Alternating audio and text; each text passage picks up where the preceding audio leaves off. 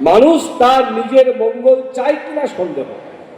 তাই দেখবেন যদি মানুষ তার নিজের মঙ্গল চাইতো তাহলে কিন্তু তার দিব্য জীবন ও বাণী শুনবার জন্য অধীর আগ্রহে বসে থাকত।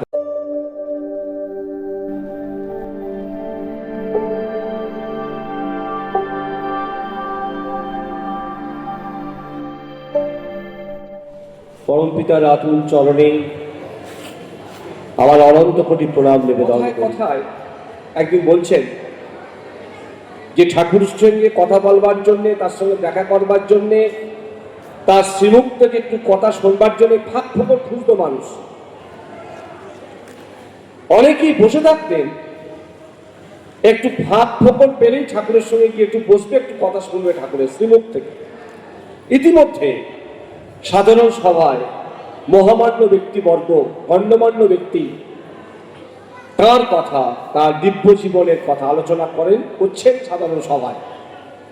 অনেকেই যায়নি সেখানে, ওই ঠাকুরকে একটু দর্শন করবে, একটু কথা শুনবে, যেই অনেকে চলে যাবে ওইখানে একটু ঢুকে পড়বে।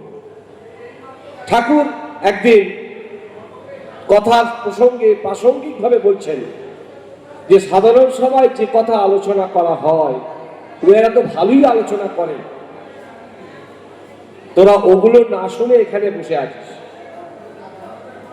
আমার কাছে বসে থাকলে, আমাকে দেখলে তোদের কোনো কাম হবে কিনা আমি জানি না, কিন্তু সাধারণ সভায় যেগুলো আলোচনা হয় মহামূল্যবান কথা, ওইগুলো যদি জীবনে সংগ্রহ করে চয়ন করে নিয়ে গিয়ে তোদের পরিবার জীবনে, তোদের ব্যক্তি জীবনে, সমাজ জীবনে, রাষ্ট্র জীবনে যদি প্রয়োগ করতে পারিস তাহলে তোদের জীবনে আমাকে দেখার চেয়েও বড় প্রাপ্তি হবে। কিন্তু তাই যারা আজকে এই উৎসবে এসে বসে আছেন তাঁর কথা শুনবার জন্যে, তাদের সবার মঙ্গলের জন্য পরম পিতার কাছে প্রার্থনা করি।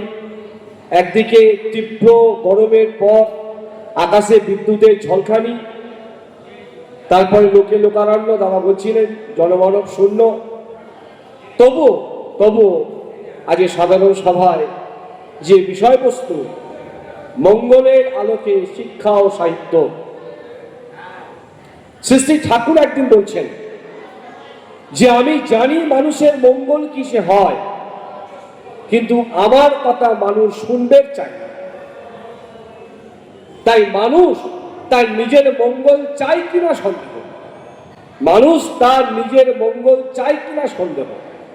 তাই দেখবেন যদি মানুষ তার নিজের মঙ্গল চাইতো তাহলে কিন্তু তার দিব্য জীবন ও বাণী শুনবার জন্য অধীর আগ্রহে বসে থাকতো।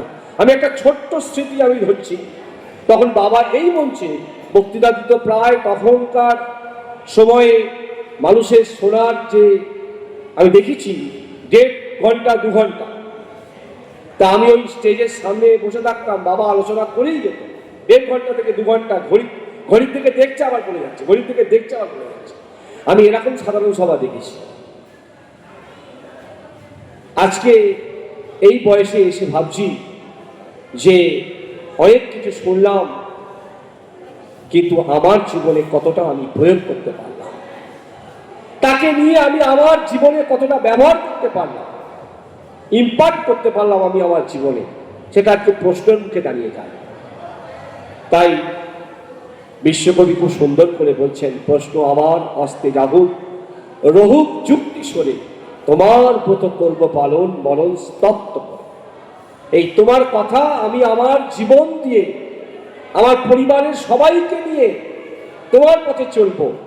এটাই তো জীবন, এটাই তো বাঁচা, এটাই তো বাড়া।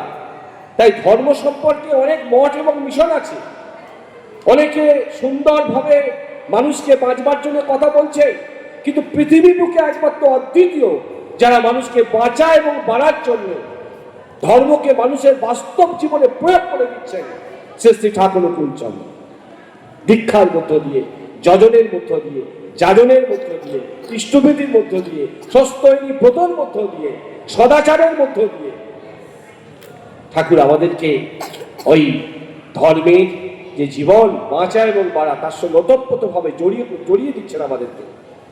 তাই দেখবেন আমরা এমন একজন মহামানব, মহাপুরুষ, সদ্গুরু, যাই কিছু বলি না কেন, ঈশ্বর, অবতার, ভগবান কম বলা হয়েছে, তার সম্পর্কে একদিন প্রণম্য কৃষ্ণপ্রসন্ন ভট্টাচার্য মহোদয় হিমায়তপুর পদ্মার ধারে বাঁধের ধারে প্রণম্য কৃষ্ণদা বসে আছেন, ঠাকুর তার কোলে মাথা রেখে শুয়ে আছেন।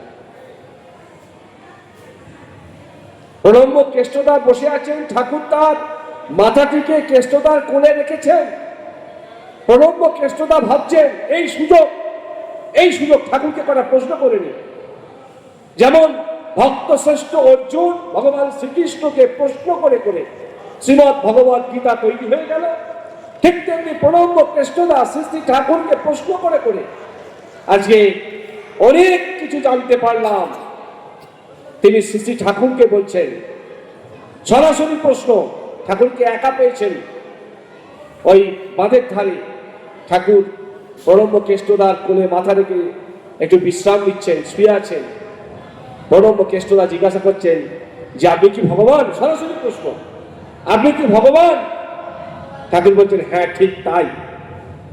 তারপরে বলছেন এই যে সৃষ্টি করেছেন, এই সৃষ্টিকে ধ্বংস করতে ইচ্ছা করে না? শ্রী শ্রী ঠাকুর বলছেন সেই ইচ্ছা আমার হয় না, সেই ইচ্ছা আমার হয় না। তারপরেই বলছেন আমি বড় আশাবাদী, আমি বড় আশায় বুক পেতে বসে রয়েছি। তাই কখনো পদ্মার ধারে, কখনো পাবনা হিমায়তপুর আশ্রমে, কখনো দেওঘরের পাল্লারে বসে বারবার চেয়ে থাকতেন, কখনো রোহিণী রোডের ধারে, কখনো পদ্মা তীরে, কখনো ওই হিমায়তপুরের রাস্তার ধারে চেয়ে বসে থাকতেন কখন মানুষ আসবে তার কাছে। একটা মানুষের জন্য একটা ভগবান, মানবরূপী ভগবান, অবজানন্তী বাঁকুড়া মানুষের কোনো আশ্রিতা একটা মানুষের জন্য পথ চেয়ে বসে আছেন কেন? প্রণম্য দেবী প্রসাদ মুখোপাধ্যায় তাকে বলছেন, দেবী 3 কোটি দীক্ষা হলে ভালো হয় এখনই। এই কথা বলার পর দেবীরা চলে যাচ্ছেন, আবার ডাক দিয়েছেন। তারপরেই বলছেন দেবী এখনই 1.5 কোটি দীক্ষা হলে ভালো হয়। দেবীরা চলে যাচ্ছেন, আবার ডেকেছেন, ও দেবী এখনই 1 কোটি দীক্ষা হলে ভালো হয়। সঙ্গে সঙ্গে প্রণম্য দেবী প্রসাদ মুখোপাধ্যায় মহোদয় তিনি শ্রী শ্রী ঠাকুরকে বলছেন, এই তো বললেন 3 কোটি, আবার বললেন 1.5 কোটি, আবার বললেন 1 কোটি, কথা যেন কিরকম হয়ে যাচ্ছে না। সঙ্গে সঙ্গে ঠাকুর বলছেন, ও দেবী কটা মানুষ কি আমি বাঁচাতে পারি এই মুহূর্তে? তিনি বলতে পারেন মনুষ্যত্বের মূল বুনিয়াদ অবলুপ্ত হয়ে যাওয়া সম্ভব নয়, মানুষ থাকবে কিনা সন্দেহ। এই ভূমিক্ষয়, মহামারী, এই যে যুদ্ধ, এগুলো কিছুই নয়। মনুষ্যত্বের মূল বুনিয়াদ অবলুপ্ত হয়ে যাওয়া সম্ভব নয়। আলোচনা প্রসঙ্গের 3য় খণ্ডে কোট করছি, বড় খোকা, মণি, কাজল, শিষ্য সন্তান আর আপনারাই, আপনাদের সকলের কাছে আমার একটাই আবেদন, আমাকে মানুষের কাছে পৌঁছে দিন অবিকৃতভাবে, আমার ভাবধারা মানুষকে পৌঁছে দিন অবিকৃতভাবে। যে কটা মানুষকে আমি বাঁচাতে পারি, এই ছাড়ার কোনো পথ নেই। নান্যপন্থা বিদ্যতে অয়নায়, যে ধর্মের কে তিনি আমাদের সামনে তুলে ধরেছেন, এই ধর্ম মানব কল্যাণের জন্য ধর্ম, মানব জীবনের জন্য ধর্ম, বাঁচার জন্য ধর্ম। আজকে আপনারা অবাক হয়ে যাবেন, ঠাকুর যা যা বলেছেন আজকে কিন্তু সেইগুলি আস্তে আস্তে ফলে যাচ্ছে। কিন্তু ঠাকুর বলেছিলেন যে আপনারা 2টো বিশ্বযুদ্ধ দেখেছেন, আর একটা বিশ্বযুদ্ধ হবে, 3rd ওয়ার্ল্ড ওয়ার, 3য় বিশ্বযুদ্ধ, পারমাণবিক বিস্ফোরণ হবে। ঠাকুর সব বলে দিচ্ছেন। কলকাতায় বাড়ি কিনবি না, বিনা পয়সা দিলেও নিবি না, কেন কলকাতায় বাড়ি থাকবে কিনা সন্দেহ।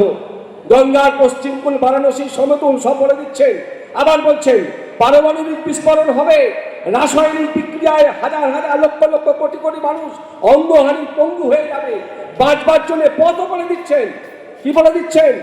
যখন রাসায়নিক বিক্রিয়নে, পারমাণবিক বোমায় মানুষের জীবন বিপর্যস্ত হয়ে যাবে, তখন থৈকল বলে একটা ফল, জেনে রাখুন, থৈকল বলে একটা ফল, সেই ফলকে মিশ্রিত করে তার রস, সেই ফলের সম্পর্কে ঠাকুর বলছেন যদি খাওয়ানো যায় তাহলে ওই রাসায়নিক বিক্রিয়ায় মানুষ যে বিপর্যস্ত হয়েছে সেখান থেকে রক্ষা পাওয়া যেতে পারে। ঠাকুরকে প্রশ্ন করা হয়েছিল কোথায় পাওয়া যাবে, ঠাকুর তাও বলে দিয়েছেন আসামের জঙ্গলে এই ফলটি পাওয়া যাবে।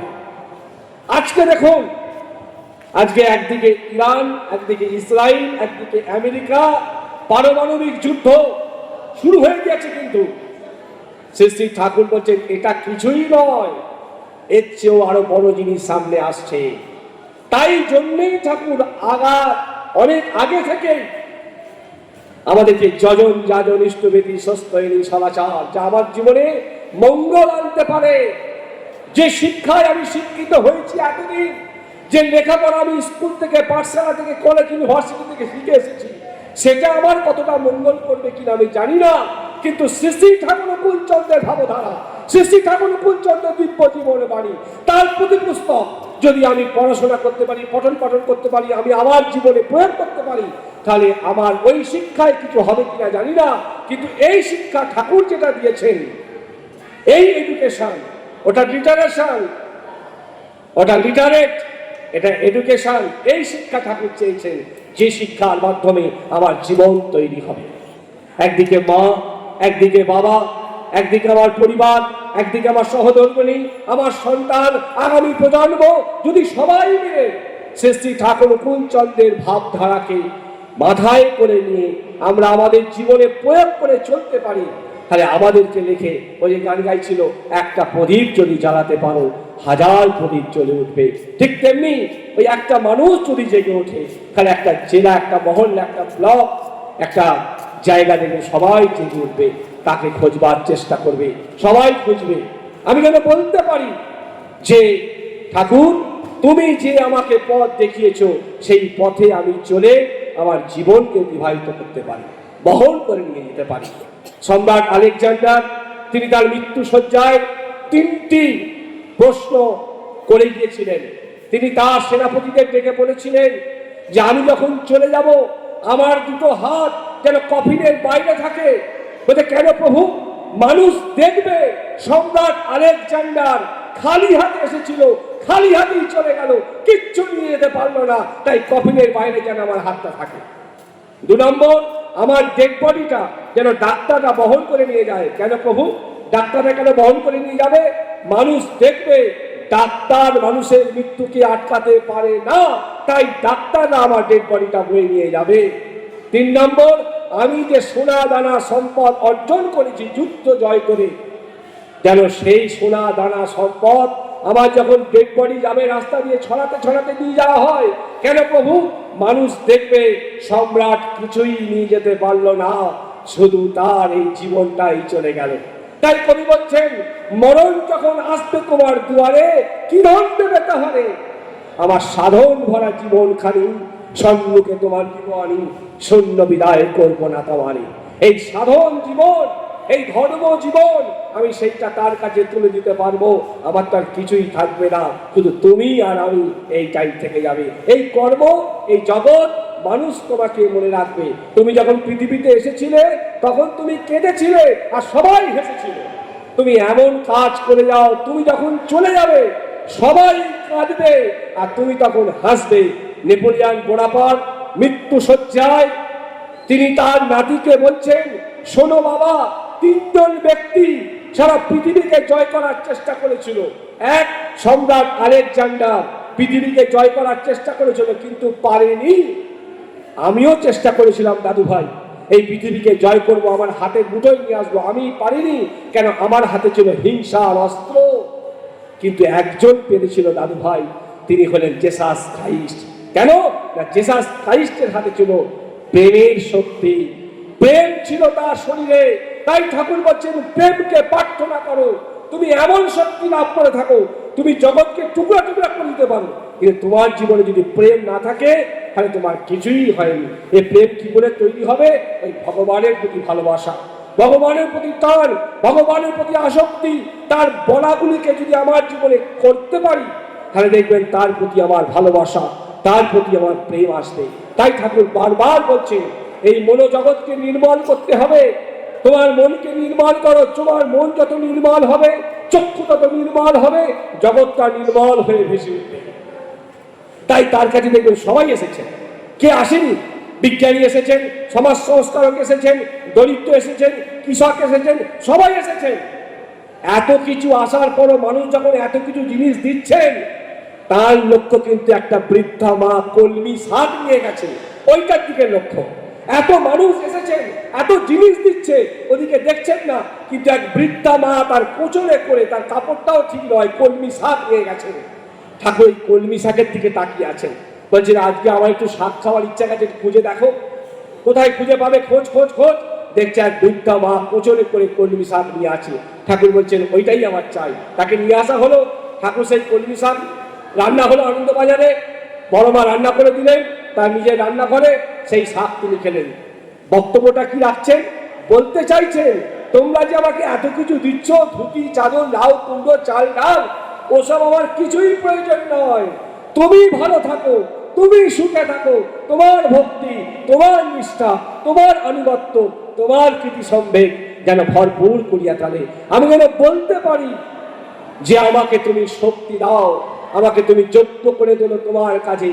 আমি যেন বলতে পারি তোমার ওই শক্তি, তোমারই ভাবনা আমাকে তুমি জীবনে প্রতিপালিত করো। আমি শুধু পরম পিতার আতুল চরণে আপনাদের প্রতি প্রত্যেকের মঙ্গল প্রার্থনা করি। সবাই ভালো থাকুন, সুন্দর থাকুন। আবার পুজোর উৎসবে সবাই মিলে এক মনে একযোগে তার দিকে তাকিয়ে আমি যেন বলতে পারি, কষ্ট যদি দাও হে প্রভু, শক্তি দিও সহিবারে, হৃদয় আমার যোগ্য করো তোমার বাড়ি পরিবারে। বন্দে পুরুষোত্তম।